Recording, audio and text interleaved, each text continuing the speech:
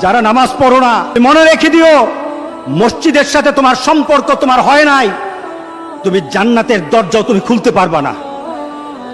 তুমি এখনো বেনামাজি, এখনো সকালবেলা তুমি ঘুমাও, এখনো তুমি আল্লাহকে ভুলে আছো, এখনো তোমার কাছে তওবার কথা তোমার চিন্তাতে আসে নাই। তুমি অনেক কিছু হতে পারো, তুমি মুসলমানের কাতারে থাকবা না। তুমি অনেক কিছু হতে পারো, তুমি ইসলামের কাতারে থাকবা না। আমার মাবুদ আমাদের প্রতি রাগ করে আছে, আমাদের মাবুদ আমাদের প্রতি রাগ করে আছে। আমাদের মাবুদকে আমাদেরকে সন্তুষ্ট করতে হবে, সন্তুষ্ট করতে হবে।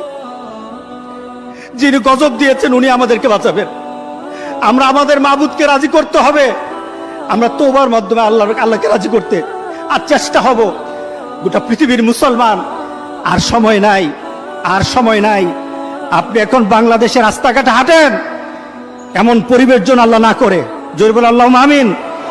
এমন পরিবেশ যেন আল্লাহ না করে, যখন ঘর থেকে কই বের হবে তার লাশটা বের হবে, কেউ জানাজাও দিবে না, এমন হয়ে যাবে। যদি আল্লাহকে সন্তুষ্ট না করতে পারেন এমন হয়ে যাবে। সুতরাং আমরা আল্লাহর কাছে প্রাণ বলে আজকে